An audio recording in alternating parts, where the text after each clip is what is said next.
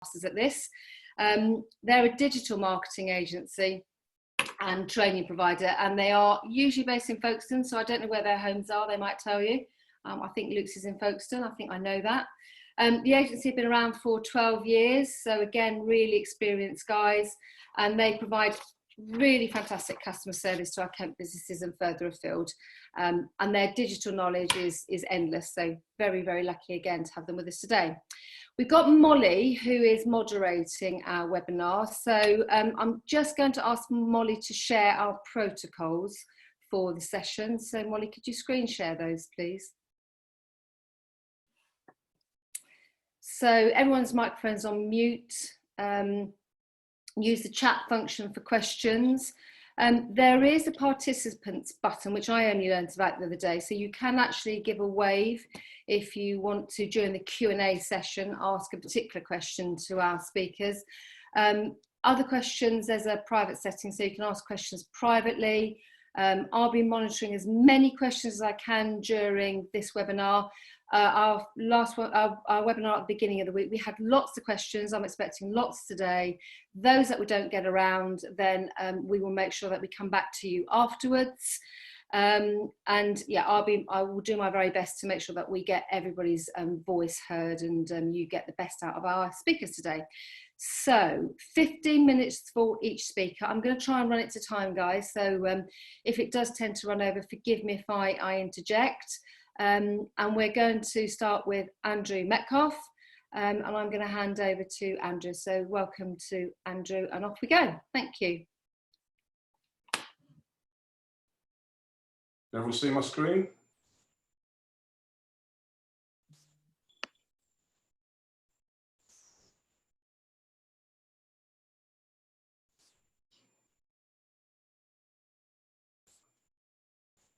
Right, okay. Hi everybody, good afternoon. Looking outside towards the garden, you'd never ever know that we're in the middle of a crisis, would you? But anyway, let's all crack on. Can you all hear me? Everything good? Good. Right, so first and foremost, I'm going to go through a few top tips on what to do and what not to do. So in terms of what not to do, these are some things that we often come across in our business that we've been supporting businesses, like I said, for 25 years now. And there's a general consensus amongst quite a few people in business that, don't worry, it'll never happen to us. It's, don't worry, we're fine. We don't have to have a crisis comms plan. Everything's going to be sorted. Nothing could possibly go wrong. Well, unfortunately, it does. And then the next comment they normally make is, oops, it's happened. What do we do now? And that's when they go into sort of a blind panic. They realise that what they should have done was had a crisis comms plan in place. They should have done some practicing, but they haven't, and now they're trying to sort of regain control. And we've seen that, I think, over the last sort of couple of weeks, not just in business, but also arguably in government. And then people think, well, actually, don't worry, no one will notice, it'll just go away. We don't tell anybody. No one's ever going to find out. But the reality is that these days, largely due to social media and digital, that things don't go away. Everyone finds out about it. And then they say, well, how come it's on Twitter and Facebook? Well, that's because we've all got phones. We're all interested in what's going on. We love a gossip. You've got citizen journalists out there trying to sort of get a name for themselves and whatever. And then the next thing is, bugger, how did the media find out? Well, they found out because everything was on Twitter and Facebook, and they follow it and they're online themselves. And by the time you get to no comment in a crisis, really the horse has bolted, and there's no way of really getting back onto the positive. By then almost the damage is done. So we're a firm believer in the agency that basically planning prevents, brutally honest, piss poor performance. You've got to put the planning in place. It can be dull, it can take time, and people think, why should we? But actually the planning is what actually saves you in the long term. And I think you need to think about crisis comms as integral to the whole business continuity plan that you have for your business. And if you don't, that's where it can all go horribly wrong. So let's look briefly at the 3 stages to managing a crisis. You've got the preparation and planning. And I underline there again, practice, because practice does make perfect, and practice does make you more swift, more agile, and easier and quicker to respond to a crisis. You've then also got to think about how you're going to manage communications during that crisis and what you need to do and what you mustn't do. And then looking to the positive, as we all want to do at the moment, is to look at how do we actually go through into the recovery phase. And I think that is the key part. We've only got a few minutes, so I can't go into huge detail, but if you've got any question at the end or you want to contact me afterwards, by all means do. So let's look at the preparation. First and foremost, before you get to a crisis comms plan, you need a communications plan. If you don't know what you're going to communicate, you can't then communicate in a crisis. So you've got to understand your audiences, you've got to know what you're trying to achieve, what channels are you going to use and over what sort of timescales, and then ultimately, how are you going to measure and monitor that what you're actually communicating is working? And if it's not delivering a business benefit, then don't bother. This is not ego marketing, this is proper business critical marketing. Equally so, you need people in your organisation who need to understand what makes news. And if they don't, bring someone in who does, either an agency or someone in your comms team. But building your profile and reputation with the media before you have a crisis is crucial. Think about it, if you meet someone for the first time and all of a sudden they tell you something negative or something negative happens, you're going to struggle to find something positive about it.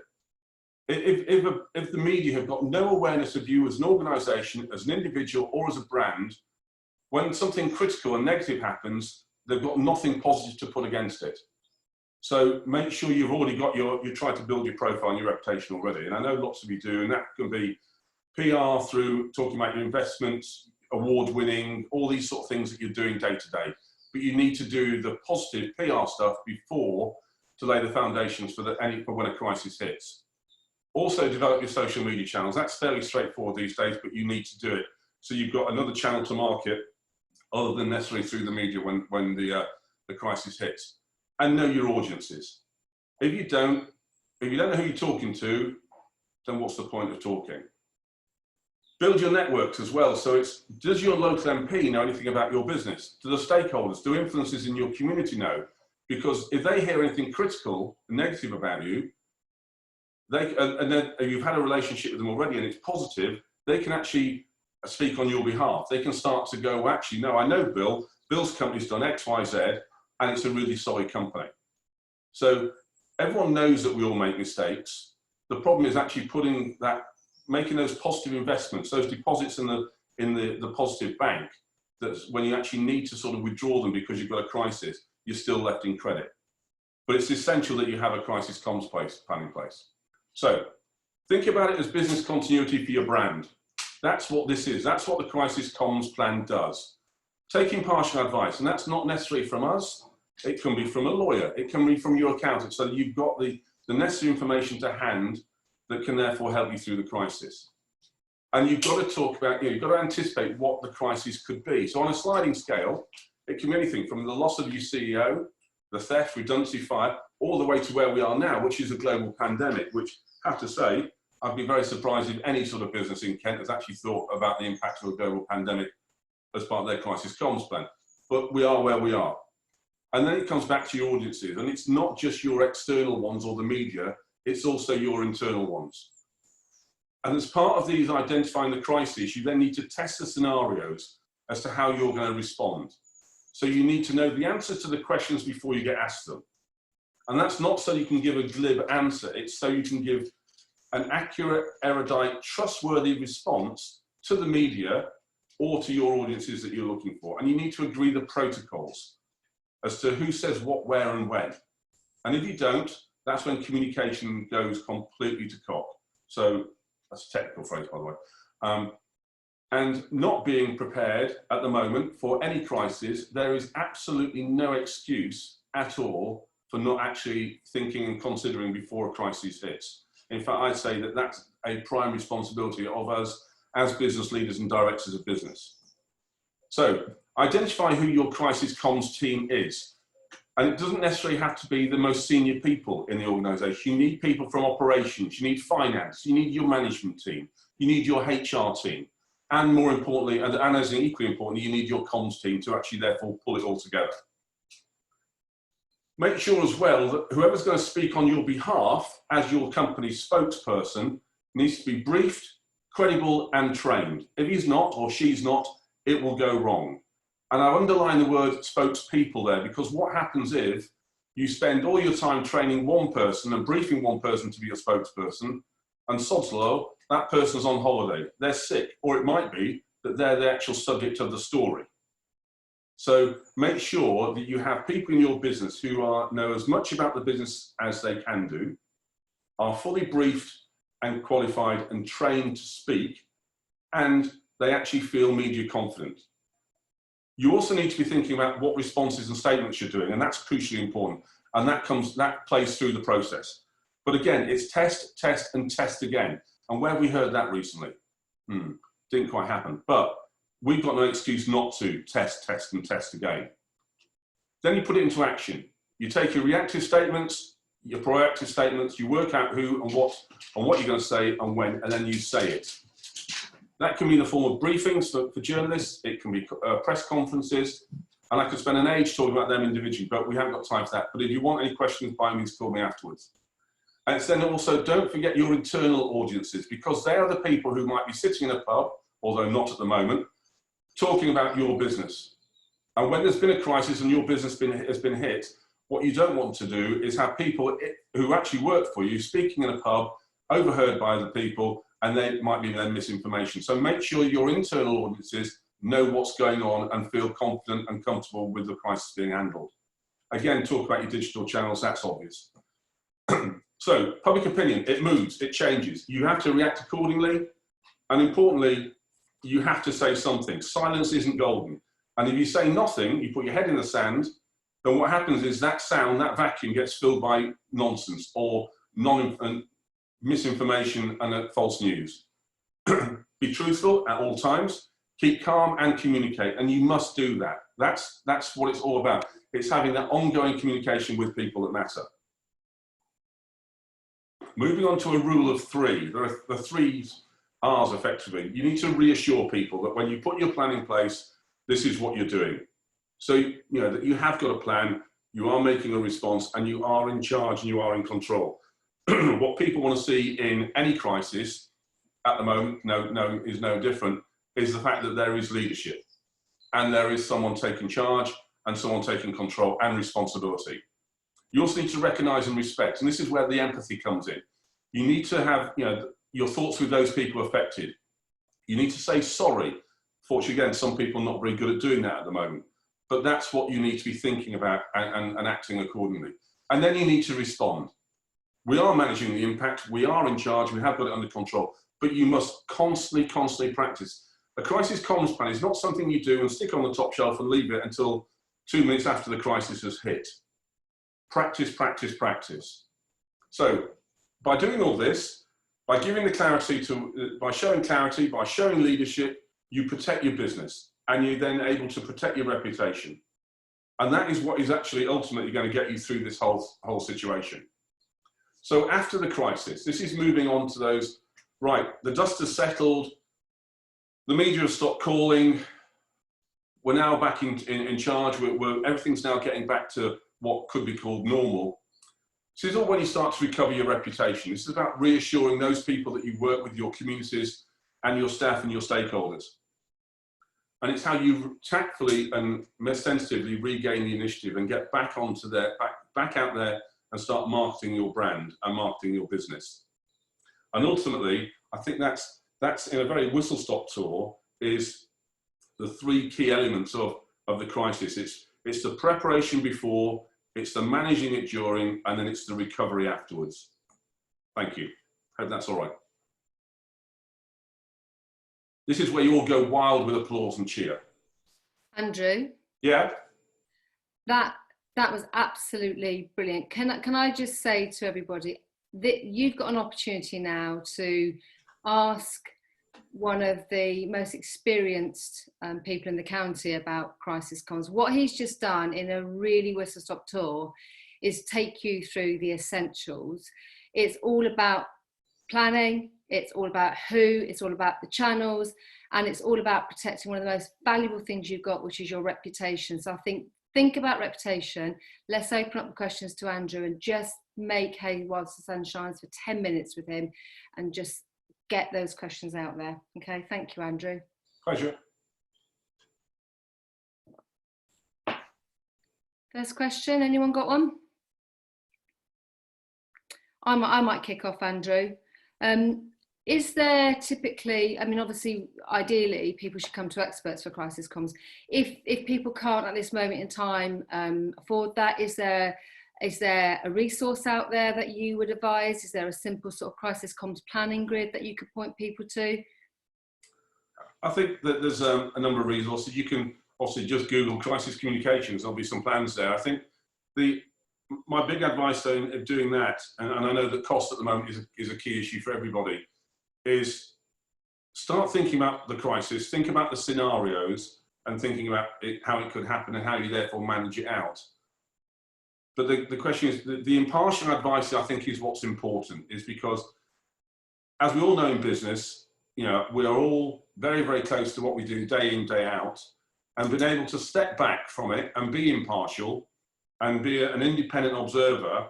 For instance, I've been in various scenarios where talking with boards of directors and talking through the various scenarios, and I know for a fact that I can ask questions of the board that they probably can't ask themselves or not around the table, because you get internal politics, you get all the some game playing, and the personalities start to take place. And so, sometimes you get chairmen who are very, very ebullient. They take charge, and sometimes it's the quiet people sitting in the corner are the ones who probably have the best ideas. So, yeah, by all means, there's a load of information online, but I do think a little bit of bread cast on the water, even if it's just one meeting, can at least set the ground rules and set the basis for what you then need to go away and do in terms of putting your crisis comms. Yeah, that's really good advice. I think a meeting with PR professionals, crisis comm professionals is good investment, isn't it? There's a couple of questions come in that actually sort of take it on a little stage further. One of them, it relates a little bit to this. If you're a micro business, who does that sort of frontline piece for that business? So if you could sort of give us a fairly short answer to that one. Yeah. And then the second one is around media training. So obviously you've just, in your presentation, you've said media training is actually important, and it certainly is if you're going to tell the truth, which is your advice. Yeah. So what would you advise around who does that training? So micro business, who takes over training, who's best to go to? Okay, micro business very quickly. I think whoever is the leader of the micro business is normally the spokesperson and should be the spokesperson. You'll know more about your business than anybody else.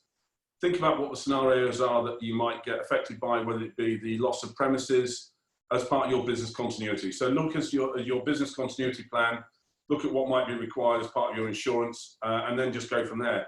But in a micro business, you can keep it simple. And to be honest, that is what crisis comms should be. It is simple, but it just needs to be done. And it needs to be done in a way that you can very quickly respond to a crisis and protect yourself. And ultimately, that's what it's all about. In terms of media training, we organise media training for lots of people. We normally work with most of our team are former journalists, and I think that is crucial. They bring to it a new sense that PR people don't, because PR people are normally just used to focusing on the positive and trying to, with often the crisis comms bit comes as the afterthought. The PR person is obviously looking to get the positive news coverage out there. Yeah. The former journalists are used to asking those questions that sometimes you don't want to answer, and therefore being able to build that into a crisis comms plan as part of the practice. So the Q&A's document is crucial. We then bring in a cameraman, we bring in a reporter, and we put people through actual practical scenarios and record it, and then do the horrible playback. And it is stressful. It can take a lot out of you in a whole day, but it needs to be done. And so when someone comes running around the corner of your building with a camera and wants an interview, you've been there, seen it, and done it before. You will still get the heart will race, but you will then click into hopefully your trained media mode, and you'll then be able to pitch and present on behalf of your client, or your company. Andrew, thank you very much for that. I will just say to everybody, Andrew's really given us a whistle-stop tour. Crisis comms shouldn't be frightening if you plan for it, which is the advice Andrew's giving us. These webinars, I think the great thing about them is it's opening up all of our businesses to each other. I urge you to keep your questions coming after this webinar. You know where to find Andrew. I know that he will respond to you. So please do just maybe mull over what he said to you in the next day or two and give him a direct contact, because he can help you. So thank you. All right, very much. Yeah. Okay, so moving swiftly on, we now have Danny and Luke from Sleeping Giant Media and Giant Campus. Prepare to be wowed. I saw a little bit of their presentation yesterday, so off you go, boys. Thank you very much. Nothing like a setup, the highs before the sudden lows, but right, let's see what we can do. So I'm just going to share my screen and put that into present mode. How you guys doing? Hope everybody is well, and looking forward to beer o'clock, which now I believe it starts at about 3 o'clock for everybody these days. So we'll fly through this, and then we can crack on with the new beer o'clock. So right, yeah, my name's Luke, and we've quickly added Danny to this slide as well. You can see Danny there. Our details are on LinkedIn, and so if you've got any questions for myself or Danny, and check us out on LinkedIn. We're pushing out loads more content around this as well. So if there's something you found useful, please do follow us on LinkedIn, because there's a lot more that we're going to be pushing out in the coming days.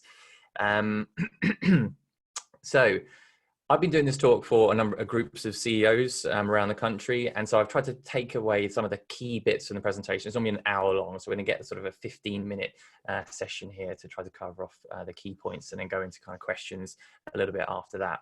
So this is us on brand. This is all, you know, the shiny world that we were in before. Suddenly it all went mental. Then it's kind of moved to this scenario. Lots more of this featuring as well, kind of little creatures appearing in screens. Does anyone remember the BBC News thing that went viral about a year ago, 2 years ago? That's like every week, every day, something like that happens now. So it's not even a thing. It's just the life that we all currently lead.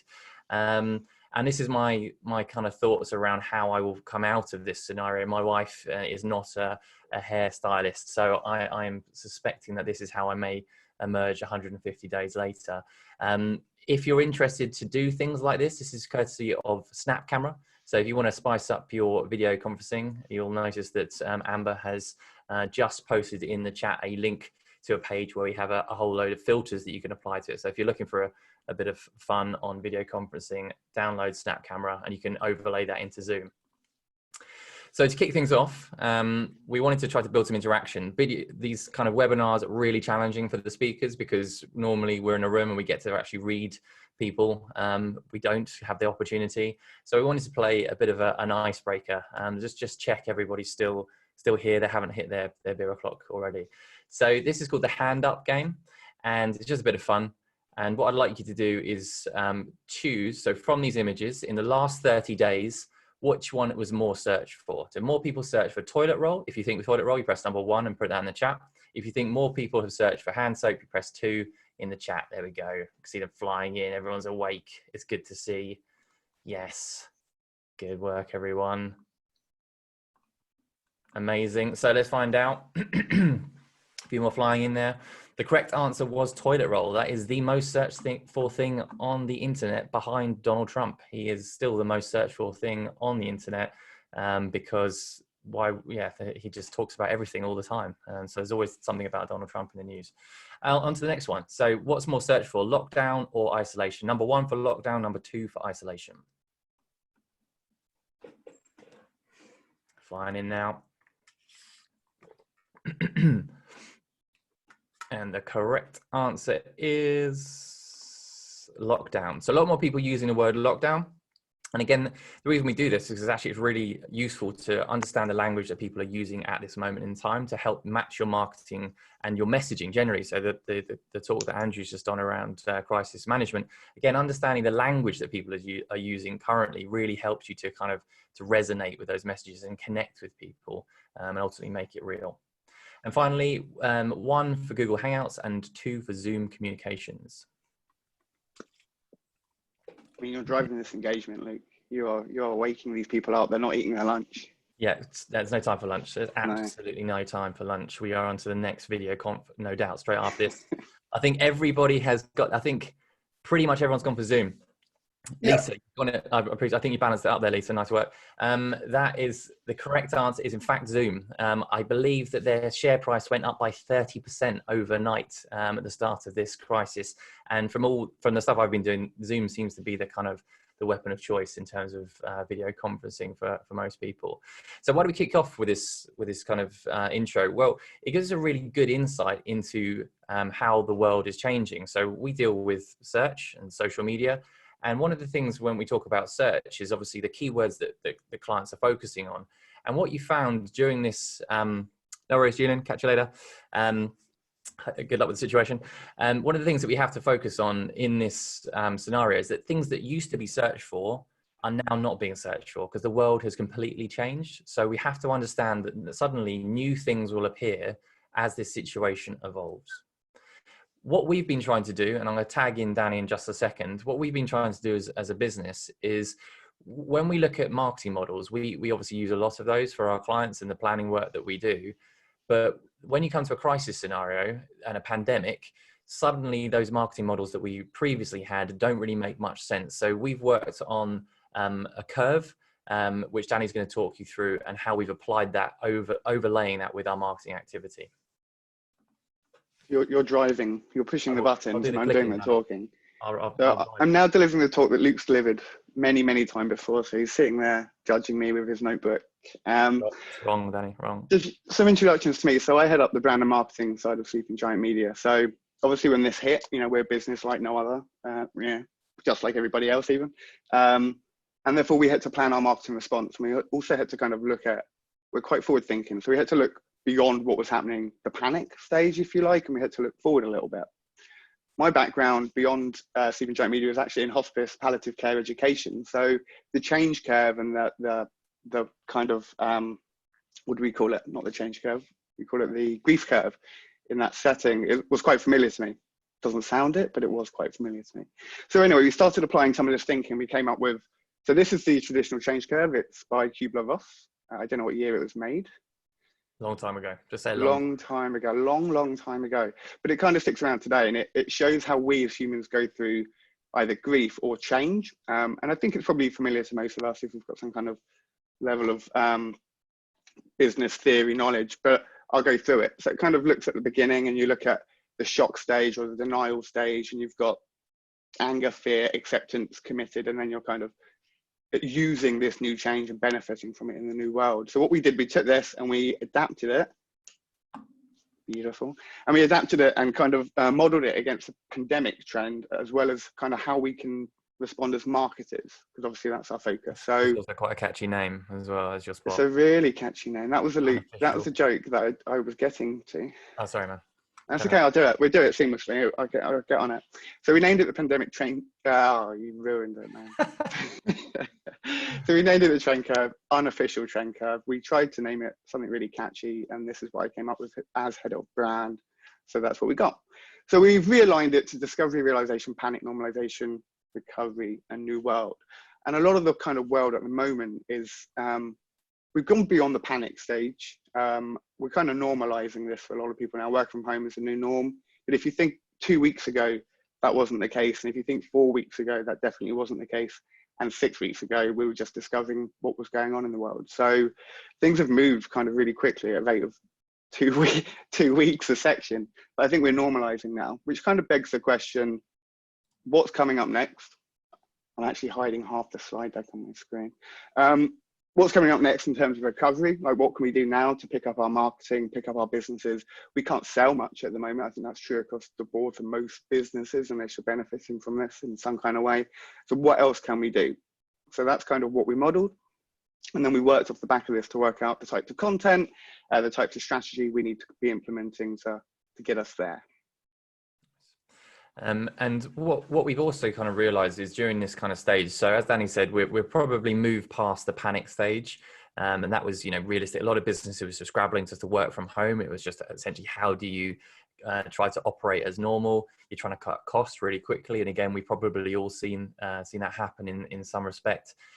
You then move into kind of the normalized stage. But what we also realize is that any major significant change that a business goes through is likely to spark off a new curve.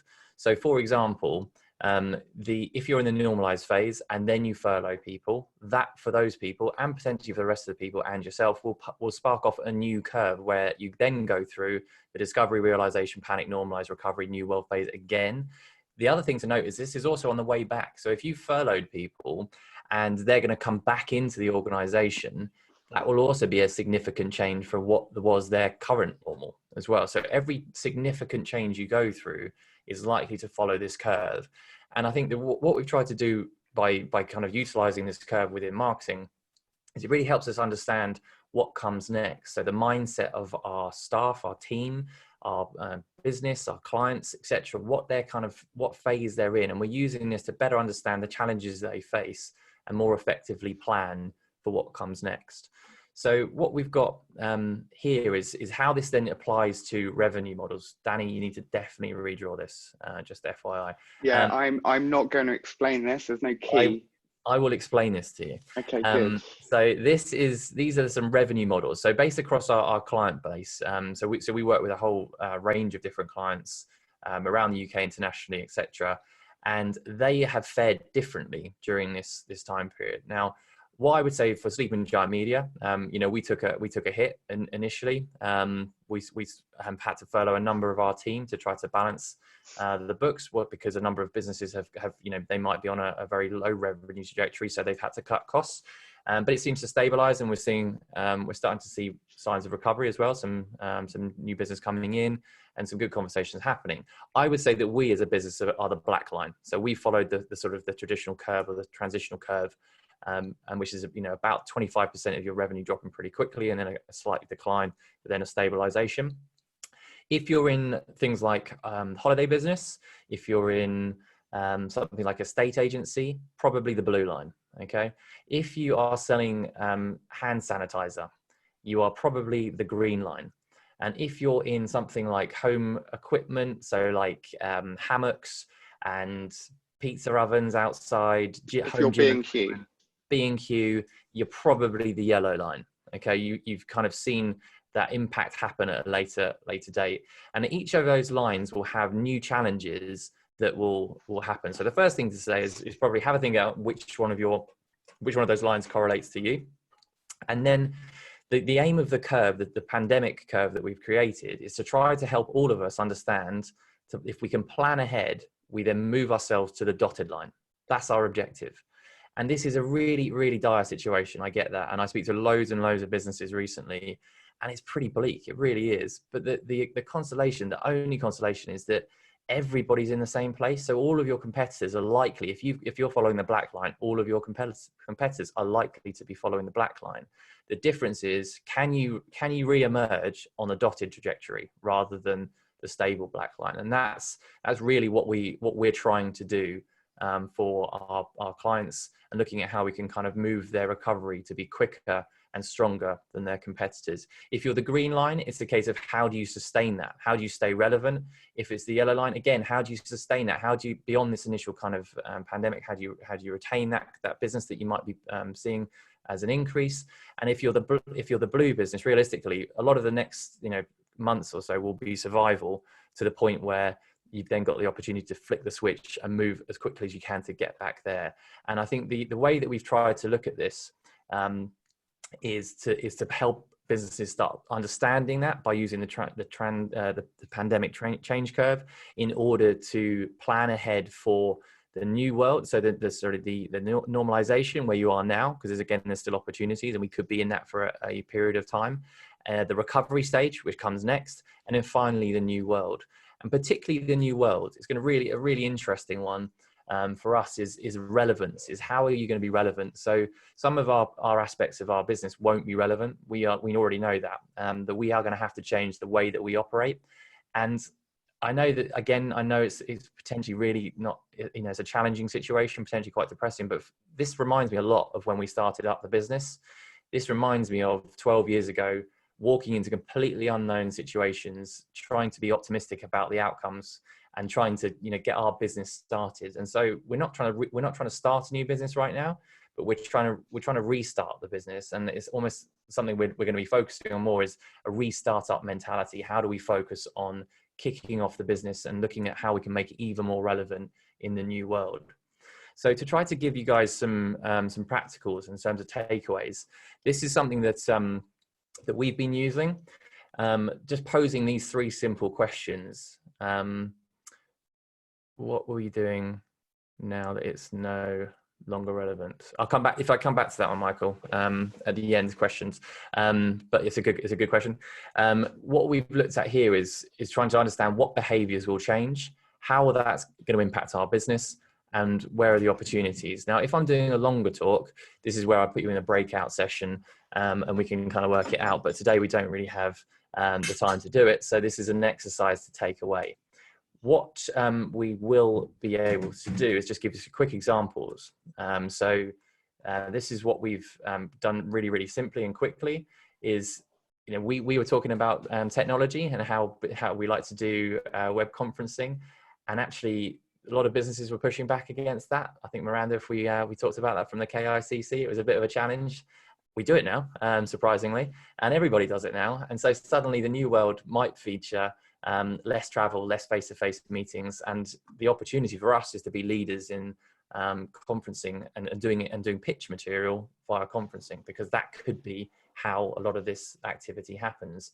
And again, on a business level, in terms of teams, they may not want to be back in the office. I think, Miranda, you alluded to this in your opening statement. Actually, the life balance that we've all had is pretty good. So, I know that there's going to be people in my team that aren't going to want to come back to the office as much as they did historically.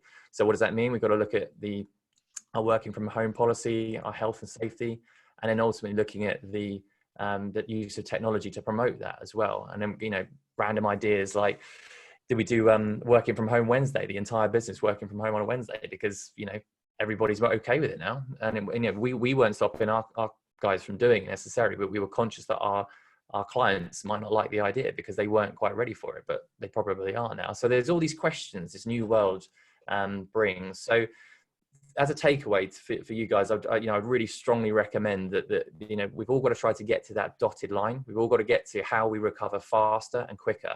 In order to do that is planning for it now. And again, I think that's exactly what Andrew was saying in terms of that planning and being ready. So this is a tool that we've created. There's going to be a link posted in the chat, I believe, which will take you to this. You can download this. What we've tried to do, Danny, you've done this? I do. I've got a million windows open, so I can't see. I'm going to imagine you've got the template of the planning for the new world open. It's on the screen, man. I know, I can't see it. So yeah, we've got the templates available. What we've done is we've put down some ideas, as Luke's just gone through, in terms of examples, and we've created a page on our website for all Kick patrons or members, or anybody Kick directs there. So go and have a look. I think the link's been posted in the group. Amber's just posted it. But you've got this downloadable template, and what you can do, you can download this and you can fill it in, kind of like as a coffee break activity in a light kind of touch way, but at least gets you thinking about it.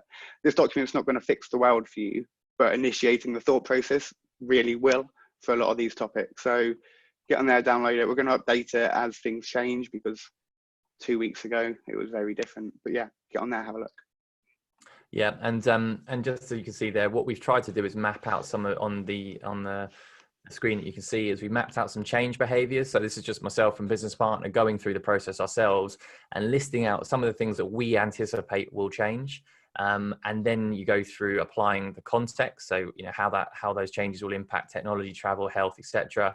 And then you can then start aligning that with the impacts on your business and then rating that. So you've got a kind of a priority. The idea being is you'll be able to start mapping out all the things that will be changing in the new world, but also in the recovery stage of the curve. And if you can do that, you've got a much better chance of being ahead of that curve and changing your revenue trajectory to the dotted line.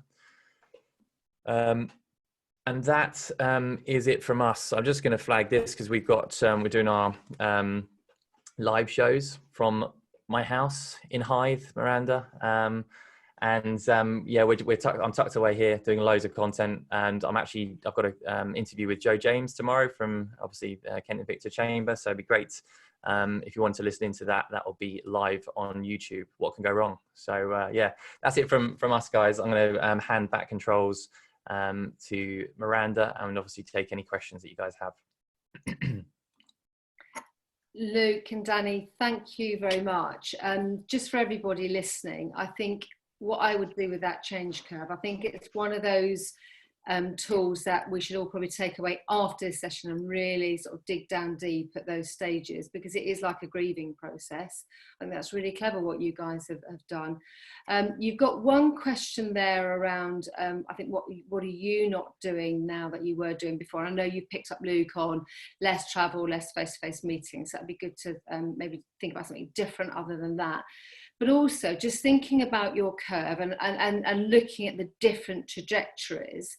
If you were a business, say, that is in the services sector, I mean, would you and Danny advise a particular channel? Because at the end of the day, people want business, they want money, which was you kind of where you started around your data, and data equals trends, and trends equals behaviours, and then behaviours get customers.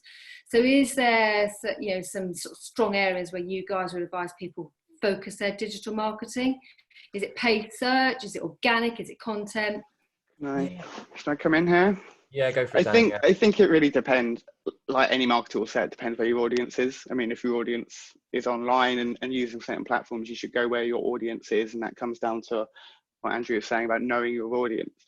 But I think what has shifted, less ads are running. So less businesses are running paid for ads, which suddenly means the cost has gone down on using them. So if you've got the budget to run paid ads across social or PPC, you can get ahead and you can get your message seen ahead of potential competitors. No one's really looking to buy necessarily in certain sectors. So I think it's about providing value. It's about giving as much resource and as much information, as much help and support as you can. And I guess the best tool for that's always kind of social.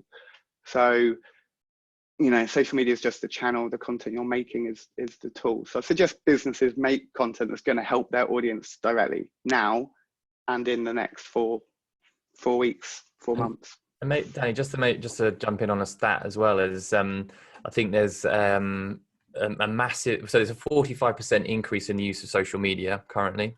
So you're seeing significantly more people online using it. You're seeing a lot more use of search engines, and you're seeing significantly new searches. So the number of completely new to world searches is up as well. And to kind of couple that, you're also seeing a reduction in the cost per click and the cost per impression.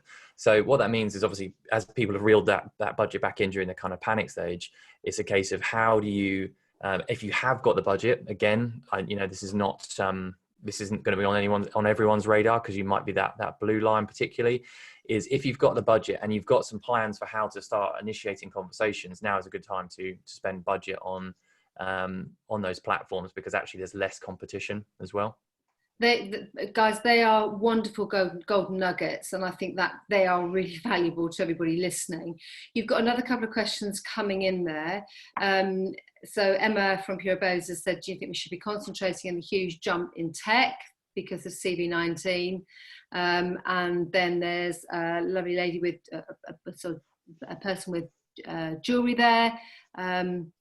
So getting fairly aggressive comments on ads at the moment around it being perhaps frivolous. So 2 really good questions. Yeah. So do you want to take the first one? Because I like the second one. I just was reading the second one. What was the first one? Jump in tech. So should we really be focusing on more tech in business? Yeah, again, I think focus is an interesting word. I think inevitably there is suddenly going to be a new world after this that is a much more sort of au fait and also okay with tech. I think there's a lot of, as I said, what we've seen, we've been kitting out our office to do lots of video conferencing, and we've been trying to up our game significantly in the last 12 months, but we're always kind of having to do what our clients are accepting and not accepting. I think more and more people will now accept it. So, you know, the kind of meetings that you used to have to go to Newcastle for, or, you know, fly abroad for, may now just be done via technology. And I think that there is that, you know, for us, certainly we anticipate that we will be doing a lot more video conferencing now, not because we're better with it, because we've always been okay with it. It's something we're pretty used to, but because our clients are now more accepting of it, because they've gone, actually, it's not as bad as I thought it was, because there's a real reluctance probably 2 months ago, particularly to use technology. And don't get me wrong, I still prefer face-to-face. I'd much prefer to to meet people. But in certain circumstances, I was chatting, I've been doing loads of webinars, as I mentioned, for a CEO group, and I've done 4 this week. That in a normal world would have taken me out of the house for 4 days, and I wouldn't see my family. But I've managed to do 2 talks in a day, have lunch with my family, and then be back and have dinner with my family as well. So, I think there's some pros to it, but I think, again, it's a case of understanding if your clients, if your customers are they going to be okay with using it? Can you deliver the same level of service? Or if you can't, how do you change it? And again, how do you adapt, and how do you become more relevant with the use of technology in the new world? Okay, and then Danny, you're going to do Anisha's question around jewellery, frivolous. It's quite specific. Yeah, I mean, a lot of people are commenting on ads at the moment where the product doesn't seem relevant. People like catching out marketers. So if it looks like someone hasn't paused an ad, people like to kind of highlight the fact it's at relevancy. What I would say here, though, with this is, like, we still sell. There's no need to offer promotions and discounts because it looks needy, but we can still sell what we've always sold if we can deliver and supply chain works and all that kind of stuff. In terms of this, I would produce content. If you think of jewelry on this one, it won't work for everybody, obviously, but jewelry is really nostalgic and it has memories attached to it, and it sets place and it sets time and it sets emotion. And there's a lot of that in people at the moment because they're missing out on friends, families, and all that stuff. So there's a campaign in there where it could be about nostalgia and what memories do you have within your jewelry. And that would generate loads of user-generated content, I think, of other people's stories and their jewelry. And that would start with, if you created a community around that, it'd be a really good place to build from on the other side. Wonderful. That's really, really good suggestion, Danny. Really good suggestion.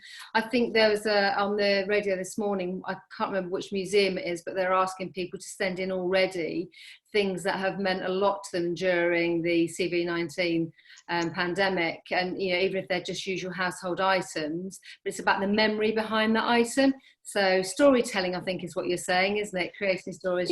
Yeah. All marketing is kind of essentially storytelling to the end point. But yeah, with this one in particular, instead of looking at trying to push images of your product, invite images of other people's memories and stuff, you'll form such a strong bond with that user that when they come to buy new jewelry at some point, and we can still do it now, so actually it's fairly active to sell jewelry online, it'll feel less aggressive. You'll get less of the aggressive comments coming back at you because actually you're doing something. We give somebody something to do. Like, people love their jewelry. So yeah, I would go down that route with that one in particular. And it is important, isn't it? Despite the seriousness of this pandemic, I know that some of the borough council and district council will come together in Kent particularly, and a lot of the leaders there are saying that we will get through this. There will be there will be, we will get to the other side. And of course, we have to keep the world going, don't we? So buying online is one of those ways of keeping the world going. Yeah. Never has it become more important than now, because it's enabling us to get those things we might not be able to go outside and get. So yeah, totally. And it's, it's the gift culture as well, isn't it? If you're missing someone, it's quite nice to send them something, of worth. Birthdays, Christmas, not Christmas, but birthdays are still happening, anniversaries are still happening, all that stuff is still going on. So how can you build upon what was the experience before? How can you build upon it digitally? Yeah. You've got a lovely little thank you there from Anisha and Emma. Yeah, her I know on LinkedIn she's being super positive. We will get through this. We will get through the other side. Andrew, coming with one last question, and then we'll probably do wrap up. So, but we shouldn't rely on tech at the expense of human interaction. Neither should we ignore traditional media, who themselves facing major challenges. You've probably all seen that debate around how valuable our media are, our papers, our magazines. I think that's very balanced comment. Danny, have you got sort of something you want to add to that? No, I think it's all fairly balanced and to the point. I think it's marketing, whatever you're doing, is about the audience and what the audience does and the motivations of the audience. So online right now is where they're at.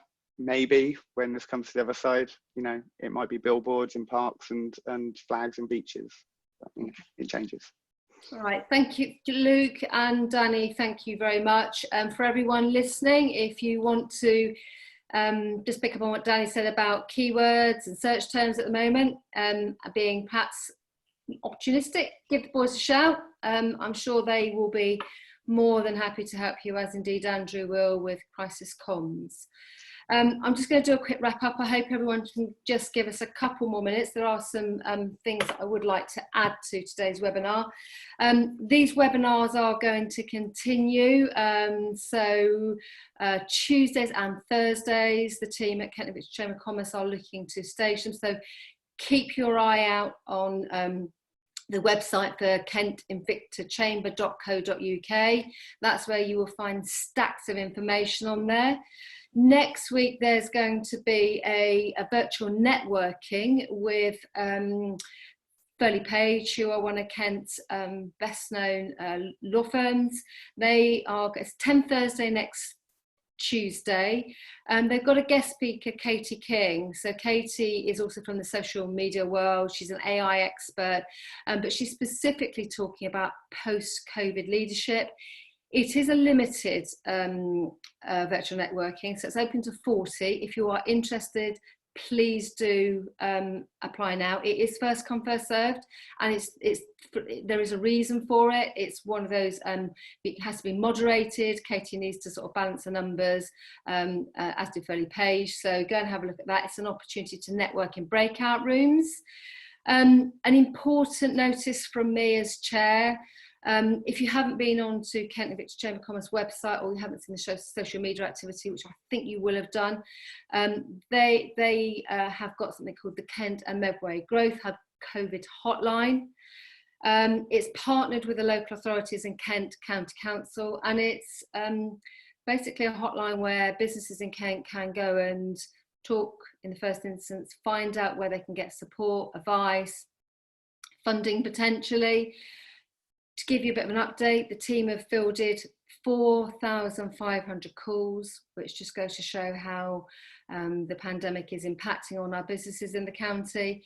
They've actually offered 1,400 one-to-ones, and allowing those businesses that are calling to perhaps, access the relevant support and advice that they need. So I'd just like to congratulate everybody who's working so hard on that. And if you need to speak to somebody, please go and look at that hotline on the website. The link is there. It's very easy to find. I'm going to wrap up and just say one more thing. I would say this, wouldn't I? I'm the chair of Kent Victor Chamber of Commerce. I'm passionate about the organisation, but I'm also really supportive of all business organisations. I've put myself out there as a business person to connect businesses. It's a big part of what I do. I think our membership is really valuable. I think these webinars are showing that they are valuable. If you know somebody who wants to come into our organisation, who wants to become part of our valued network, just go out there and talk about that now. I'm not ashamed to say it, membership is valuable, and I would urge everyone to just spread the word on behalf of the Chamber. That's why we're all on this webinar now, because we all feel we are in the same boat. If there are any questions for Luke, Danny, Andrew, you know where to find them, you know where Molly is, you know where Neil and the team are, you've got the website, you've got the social channels.